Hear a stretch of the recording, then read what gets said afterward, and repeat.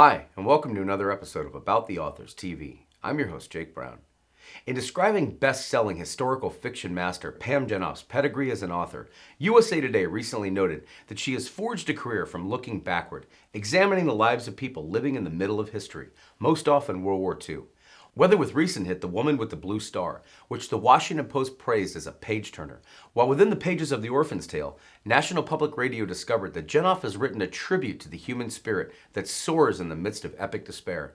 She continued telling brave tales on the page with The Lost Girls of Paris, where Cosmopolitan mused that Jenoff brings serious girl power to this story of brave women in the war. And Glamour magazine declared this portrait of sisterhood, courage, and drama to be a must-read.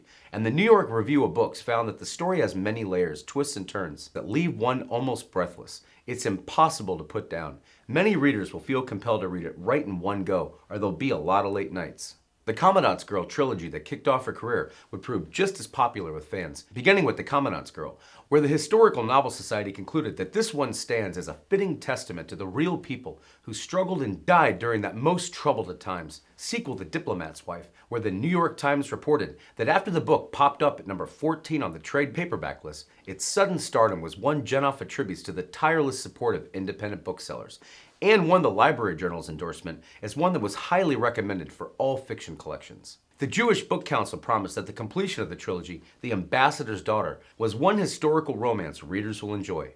Her proficient run of standalone hits include Almost Home, which the Daily Mail hailed as an interesting, unexpected thriller, written with a flair for place and irony, while the Times added that Pam Jenoff has taken a new twist on the spy novel, while A Hidden Affair, The Things We Cherished, The Winter Guest, The Last Summer at Chelsea Beach, and her most recent bestseller, Codename Sapphire, all garnered similarly round cheers, and she's here today to talk about it all. Pam, we're so excited. Welcome to the show. We understand that you actually have the first books that you read as a child still on your bookshelf at home. I come from an extremely modest background. My mom still lives in the same townhouse where we lived when I was two. So I come from really humble auspices, but there were always stories and there were always books. There used to be a little bookstore around here called Encore Books, for example. It was a little store, and when I tell you, you can't see behind me that because I live in squalor, so I have a screen up. But if you could see my bookshelf, there's actually a whole shelf over there with my original childhood books. I have my original series there, and some of them still have the little sticker from the bookstore on them that they were, 25 or 50 cents. There was a paperback exchange where one could get used paperbacks that I remember, the book fairs at school. So books were omnipresent when I was growing up. My children's authors are still kind of my deities. I don't want to go too far afield, but a few years ago, I met Judy Blume, and that was a life moment. And I was able to show her my fifth grade yearbook that said the next Judy Blume. So it's very much love of reading and of authors and of books is a lifelong quest for me. So when I was a kid, we used to go to the Jersey Shore, which is about an hour from where we lived, where I still live. And, it was only an hour drive, but I would take like 6 books with me, in the car. I remember that stack. And I reread a lot. It's interesting. As a kid, I reread a lot, not just Judy, but like Paula Danziger and, all of those Beverly Cleary. And I would take the books with me. So that's one very visual image for me. And I have a best friend, still have, since I was 2 and she was 3. And our idea of playing, our moms will say, is that we used to we'd be sitting next to each other or laying next to each other and we were each reading. And to us, that was playing. So it was quite a time. It sounds like if in your 5th grade yearbook they were already calling you the next Judy Blume, that you had a pretty clear idea early on that you wanted to do what you do today professionally. It was always me. I always wanted to be a writer from the get-go, and it was never short stories. It was never poems. I was always trying for like that full-length book, even when I had I was clacking on a typewriter and, showing those pages to anyone who would kind of look. So it was I've lived all over the world, but I'm kind of very lucky to be back, a mile from where I grew up. So, you can't go 3 feet without seeing someone, fortunately, who knew you when and who will remind you that, yes, you always wanted to do this. Well, I was certainly always trying to write. Again, if I went over and pulled out some dusty boxes, I probably have my earliest handwritten stories. I probably still have those there. My earliest publication was in a Jewish children's magazine called World Over. I published a couple poems in there when I was little. I never made highlights. I always wanted to make highlights and I never did.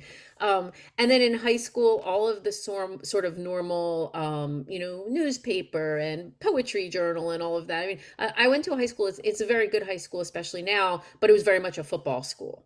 So folks like me were kind of the outlier there, which I like to tell my kids when I'm telling them to find their people. So you have to find your people in the literary world. And I want to say though I was a kid who wanted to write, I was not published. I would have to do the math, but I was in my 30s when I got published. And even all through those years when I kind of wanted to write, it was just that thing I could never get off the ground for a variety of reasons, we can talk about, but it took a long time. Longtime fan USA Today thereafter reported on your impressively international pre-writing career that Jenoff's knowledge of the Holocaust is grounded in her background working for the U.S. government, including time as vice consul to the U.S. consulate in Krakow, Poland. There she worked on issues such as the preservation of Auschwitz and the restitution of Jewish property in Poland. Please take viewers on a tour back inside that fascinating foreign service and what you took from it that reflects itself in the novels you write today. I will. I had dabbled in writing in high school, but I was not full steam ahead. I went to college. I come from a pretty traditional family. Like you were going to have a job that you went to every day, and received a paycheck. And my dad, who's no longer here, he didn't even like the kids in Starbucks with their feet up on the benches, So I had a very conventional path, even as I was writing. So I went to GW for undergraduate, and I was very lucky to get GW's first scholarship to Cambridge. So I got to go to England for 2 years and have, the best 2 years of my life, and at least until I had children later. They were very much the best 2 years of my life. I just loved it. And when I was at Cambridge, I wasn't quite sure where I was headed next. So I decided to take the Foreign Service exam. The Foreign Service exam is the test that you take if you want to join the State Department as a diplomat. And it's a multiple choice exam. They offer it at embassies all over the world. I may have taken the Foreign Service exam in London on a Saturday with a pretty bad hangover from Cambridge. I'm keeping it real here. But I took the Foreign Service exam, and by some luck of the draw, I passed and I got in. So I left Cambridge, and this is all very disorganized, but while I was waiting for the whole State Department thing to come through, I had the opportunity to go work at the Pentagon for a year. When I went to GW, backing up, it's a very expensive school, and I had to get myself through school, so I could never do those unpaid internships. I had to have a job, and I worked at a law firm, taking packages all over Washington D.C. by taxi. That was my job. Got to see a lot of things in Washington by doing that, and I got to meet a lot of people. And the managing partner of that law firm went on later to become the Secretary of the Army. And so I read this in the newspaper. I wrote to him. I said, "Can I have a job?" And he was able to bring me in as a political appointee. So I went from Cambridge to the Pentagon for a year, and it's really the year I refer to as, to paraphrase Sir Isaac Newton, I got to see the world from the shoulders of giants. So traveled all around the world with my boss to, the World War II commemorations. It was the 50th anniversary, and I really had an amazing time. And so from the Pentagon, then my State Department commission came up, and I moved over from there. When I moved over to the State Department, my tour that I was sent on was to Krakow, Poland. So I was assigned to the U.S. consulate in Krakow, Poland for 2 to 2.5 years, more than 2 years. I was over in Poland. And so, I'm in my 20s. I get this assignment to go to Poland. And I go over there. I'm by myself, right? Halfway around the world, no family. And this is about 1996. So we've got no real cell phone usage at that point, and certainly no real internet or email going on. And I went to Poland alone, completely isolated. And what I did to find people was I gravitated toward the surviving Jewish community that was still in Poland. So I am Jewish. And there's a small community of Holocaust survivors that still live in that part of the world. So you're Jewish and you're by yourself and you don't know where to go. Well, you go to the synagogue for Shabbat. You go over there. And I started doing these things week in and week out. and I became very close to the survivors. I had lost all three or four grandparents at a very young age, and suddenly there's this community of warm elderly folks who are taking me in like their own. And so I was in Poland, and I was becoming close to the survivors, which was rewarding personally. But there was a professional aspect to all of this as well, because in the 1990s, if you think about where we were in history, those Central and Eastern European countries had just come out of a half century of communism. And in Poland, there were many issues from World War II that the people had never been able to resolve when they had no free speech and they were cut off from the West. So I got there, and there were lots of issues that remained about preserving concentration camps and returning property and anti-Semitism. And these were all very much at the fore in the mid 90s, because Poland and its neighbors wanted to join NATO, wanted to join the European Union, and they had like this pass ball of stuff they had to resolve from the war. So the US government saw me over there with this close relationship to the survivors, and they said, okay, you work on all that stuff from the war. So Wow. for the next 2 years, that was my job in this incredibly rewarding way. Everything from, well, Elie Wiesel is upset because Polish Boy Scouts with good intentions put up stars and crosses on the field at Birkenau where his family perished, and I would go out there and see what I could do. Or Hillary Clinton, who's first lady, wants to tour the camps, and I would spend a week there with the Secret Service. So it was very much a grassroots experience of living over there and working on the war that really moved and shaped me, such that, when I was done there and I came back to the United States, I really felt like I had something I needed to write about. So within that respect, was Emma based on somebody that you, like a survivor you'd met, the lead of the Commandant's Girl, just the root story for fans of that what became your first published book? Was that something, if my research is correct, was that something that came out of this 2 years? So I don't actually, I would say almost never, almost never do I write about real people for a few reasons. One is that I don't feel that those are my stories to tell. Other writers are comfortable getting closer to real stories than I am personally. And secondly, for me, sometimes real life makes for terrible plot, but it makes for great setting. So what I do is I take all of those people and places and experience, and I kind of world build with them rather than telling their stories. So to tell you how we get to Emma, because there's always a true story that inspires it, right? So to tell you how I get there, I should probably tell you what happened when I came back from Poland. I Please. left I left the State Department, and I did not continue on with the Foreign Service, because although I think these are the finest people doing the finest work, long term it wasn't for me. I wanted to come home and have a family. Um, I had a master's in history from Cambridge and very little marketable skills to bring home and find a job. So I went to law school. I came from the State Department and I went to University of Pennsylvania Law School. Um, I graduated from, so I was writing a little bit when I was in Poland, and I was writing a little bit when I was in law school. I had time, but I wasn't like super motivated. And Poland was tough because you're trying to write with no English speaking peer group. It was extremely tough, but I was never getting anything going on the writing front. So I graduated from Penn, and I started work at a law firm in Philadelphia on September 4th, 2001. So I want you to think about that for a second. It was a Tuesday. And 1 week later, 9/11 happened. And I had this life epiphany, and this is a terrible way to describe it because it's not at all accurate, but I call my life epiphany, Dear God, I don't want to die at the law firm. And I don't mean anything bad about attorneys when I say that. I teach law school and like make baby lawyers for, my day job. I love the law. But what I meant was I had this deep, deep dream since I was a kid of being a novelist, and I had never realized that dream. And if I had been a 9/11 victim, I never would have had the chance. So it was kind of this mortality moment for me, right as I started at the firm. For those watching who want a lesson or two in determination, that dream would take 5 years for you to realize in the course of writing and shopping the book, to the tune of 39 rejection letters before the Commandant's Girl sold to a publisher.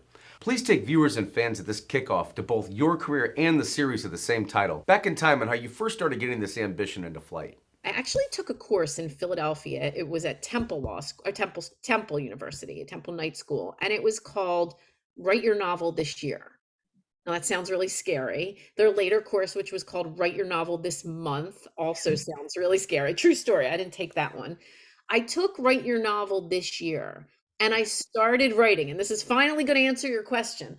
Um, I started with an opening scene of a woman walking a child across Krakow's main market square during the war. And as I wrote, I learned that she was a Jewish woman in hiding and she was protecting this child by pretending that he was her younger brother. And that's the opening scene from The Commandant's Girl. But what I want to tell you about the real history is, as I was writing Commandant's Girl, something very serendipitous happened. I was on a train from Washington to Philadelphia, just a regular Amtrak train. And I met two very well known Holocaust survivors, man and wife. They've both passed away, and I never named them because I didn't get to ask if they would mind. And I said to them, "Oh, I'm writing a book set in Krakow during the war." The woman said to me, "Well, then surely you know the story of the Krakow Jewish resistance." I froze because I had just come back from years of living in Krakow and I'd never heard about a Jewish resistance there. We all know the Warsaw Uprising, Mila 18, but no one had written, almost no one had written about Krakow because everyone who was part of that resistance movement died during the war. So after this conversation with this woman, I went back to Poland and I was amazed to find a rich history of uprising and resistance on the very streets where I had lived and worked. And so that is the true piece of Commandant's Girl. The Historical Novel Society would rave about this first book that you smartly decided to tell in the first person. That of a story of the Holocaust as seen through the eyes of a young, naive girl forced to grow up rapidly in this new hostile world. She not only survives, but courageously fights the Nazi oppression as best she can. It's a tale not only of heroism, but of humanity in all its complexity and ambiguity. The author does an outstanding job of avoiding the cliches and characters sometimes endemic to this topic. Her characters experience real emotions, from Anna's feelings of attachment for her boss to the commandant who appears conflicted about his own role. Although primarily a compelling romance, the novel stands as a fitting testament to the real people who struggled and died during those most troubled of times. Talk, if you would, about how you wove together your own expertise on the country's history with all you were newly learning and everything that your imagination brought to the page in the course of crafting this impressive debut. I started working on the book. I had the epiphany and I was working and I actually worked the Write Your Novel This Year workshop in Philadelphia actually kind of spun off into a writer's workshop with an instructor and I was working with her. And first of all, she was helping me revise and polish and really helping me. So I'm like, "Oh, I'm almost done. I'm just going to send out my queries now." So I take 100 envelopes because it was still mail to the big post office in Suburban Station in Philadelphia and I send those off. My editor went, my, book coach went into early labor and she wasn't able to help me finish revising the book. So I was getting positive responses to queries like, "Yeah, send the book," and the book wasn't ready. So don't do that. That was a really bad idea.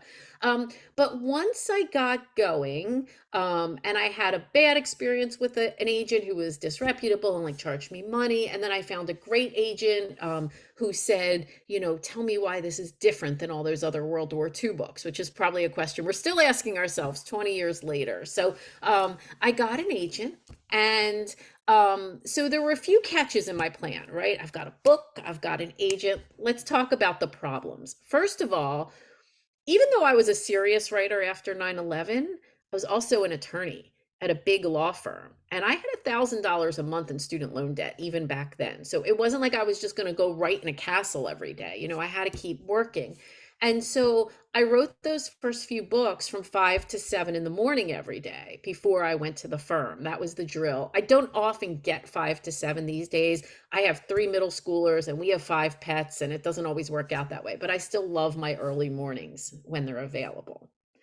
The other catch was it still took, even after that epiphany, it was still probably 5 years and 39 publisher rejections until that one offer came in. And I will tell you, sorry, this is really long, but these stories are near and dear to our writer hearts. What happened was my agent submitted, we worked on Commandant's Girl. He submits Commandant's Girl. Everybody rejects it in the entire world. And so he said, well, go write another book and we'll sell that one first. And we'll like bootstrap Commandant's Girl to it. So I'm like, all right, I'll go write another book. So I'm working on another book for 11 months. And April 8th of 2005, it was a Friday afternoon, and I'm at the firm and my phone rings and the agent pops up on caller ID. And I said, are you firing me? Right. And because even then nobody called, it was email. And are you firing me? And he said, the guy that had stuck with me had not made a dime off of me that whole time. And he said no. And then I thought he was calling to yell at me for not finishing that second book, but he actually said, I sold Commandant's Girl. There was one publisher that we didn't know was still reading it 11 months later, and they made a tiny little offer and we took it and we were off to the races. So things have gone okay now, and people can say they knew it, but I actually have all of their rejection letters still over there from many years ago. Along the same lines, when it became clear that the Commandant's Girl's popularity was demanding a sequel, and you sat down to begin work on The Diplomat's Wife, where the Library Journal would note that in her successful and satisfying second novel, Jenoff explores the immediate aftermath of World War II with sensitivity and compassion, shedding light on the often overlooked era of European history. She expertly draws out the tension and illustrates the danger and poverty of Eastern Europe as it falls under communism. Highly recommended for all fiction collections. When before this did Marta tell you that her story was one that you needed to tell? Actually, none of the above. So check this out. So I finish Commandant's Girl and they kind of walk off at the end of the book. And I thought okay, that's it. Like, I don't know what happens, fade to black. And I was under contract for two books, like Commandant's Girl and another historical. And one day when I was in the bathroom, like in the morning, like you get out of the shower, you're brushing your teeth, and that's when all the good ideas happen. And this character walked into my bathroom, and I'm not that person. Like, I don't talk to characters, they don't walk around my house, but this character popped up in my bathroom, and she's like, it's my turn. And I was like, I didn't even think you were alive after the first book. Like, I didn't know she was here, but she was, and she had this story to be told. So Diplomat's Wife is Marta's story, and it's kind of more of a post-war, early Cold War sort of feeling to it. I have this love-hate relationship with sequels because on one hand, you get to see what happens next, but on the other hand, you are stuck with all that history from the first book. So if Marta had Coke bottle thick glasses in the first book, you better find her a pair in the displaced camp or the prison camp, or she's not going very far. So you have a lot you're carrying forward with you.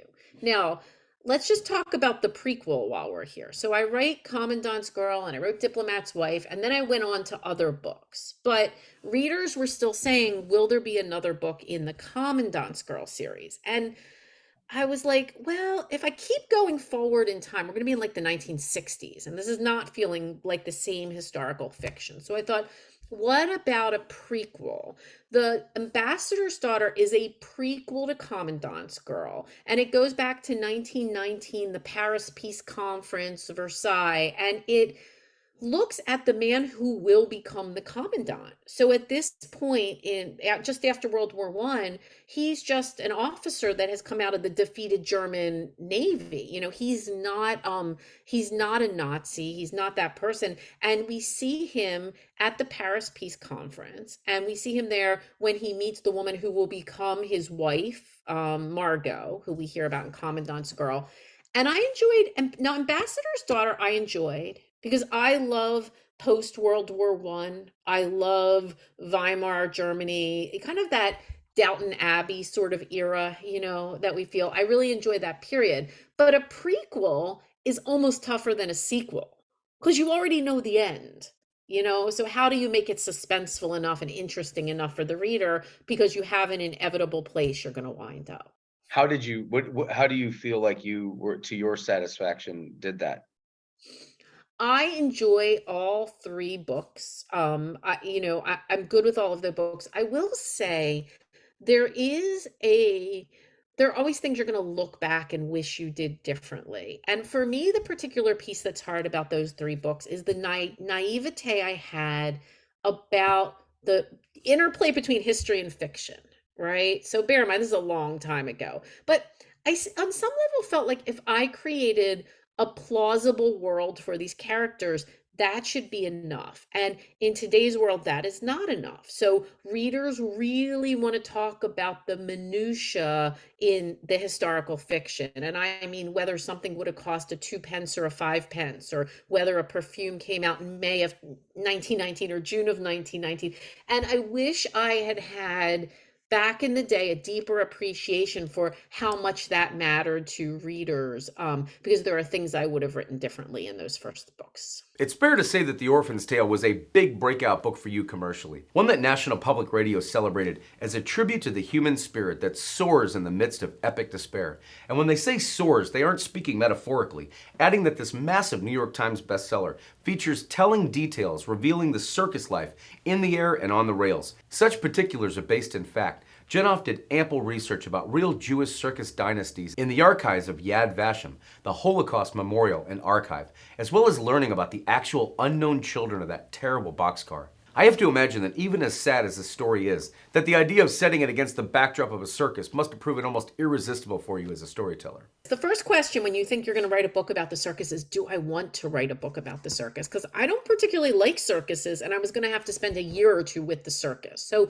once I decided to take that on, I started researching, and I learned so much, because first I had to learn about circuses in general. And by the way, a European circus in the 1940s is going to be very different than a modern American circus. And I'm learning things like how the seating is deliberate, and there's a way that they stage the acts in a certain order. And there's just so much thought that actually goes into it. So I'm learning that. And then I have to learn about aerial arts, right? I have to learn like what a hawk hang is and like all these different moves. And I needed to know whether things would be plausible. You know, can I get someone from here to there on a trapeze? And how would one start learning trapeze at the age of 15? And so I had an aerialist on retainer. And by on retainer, I meant she was helping me for free, but she was available to answer my questions. And I didn't know until the very end, like what my questions were, actually, what I needed to know. And she sent me videos. I mean, no writers were harmed in the, writing of this book. I never got on the trapeze, but she would send me videos and answer my questions about the flying trapeze. So it was really interesting research. What does it feel like, for those who don't know, to find out that you've made the New York Times bestseller list for the first time? I haven't practiced law for quite a few years because I'm on the faculty of Rutgers Law, and I've been there for almost 14 years now. So I still very much I don't even want to call it a day job because I'm very committed to it. And so I teach law and I write and I have the 3 kids and it's very busy.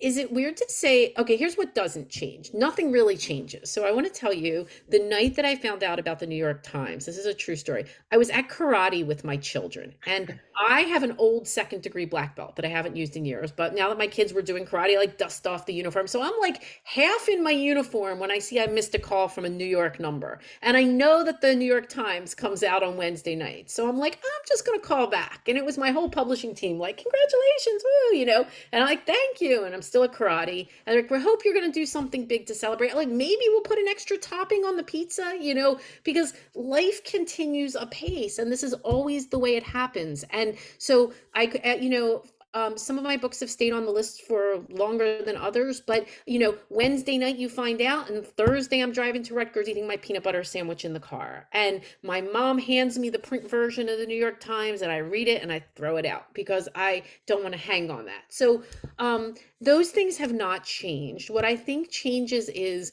launching a book is harder now, I think, because my last one was during COVID, so I don't actually know. But at least before COVID, it was really hard getting that book out there.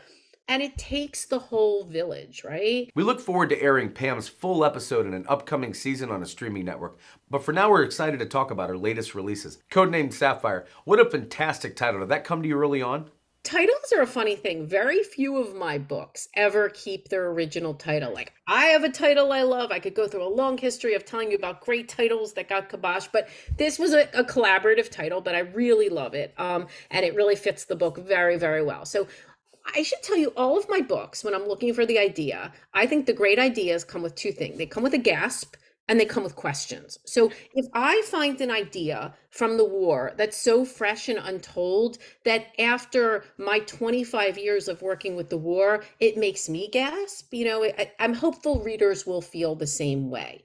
And once I have that idea, the next thing that comes are the questions. So Codename Sapphire came from learning about an attempt to sabotage a train that was headed for Auschwitz. There was a train headed from Belgium to Auschwitz, and three young people who stopped the train and tried to free people from it. And I was like, and then the questions are, how could they be so brave? And on the other hand, why didn't more people try and do this? So in Codename Sapphire, there's a young German woman. Her name is Hannah. She's Jewish and she's a political activist. And she tried to flee Europe by getting to North America, and her boat was turned back. And so she finds herself in Belgium living with her cousin Lily, and she hooks up with the Sapphire Line. And the Sapphire Line is helping downed American airmen escape, or downed Allied airmen, escape from occupied Europe. And so Hannah strikes up a deal with the leader of the Sapphire Line. Her name is Micheline, and she says,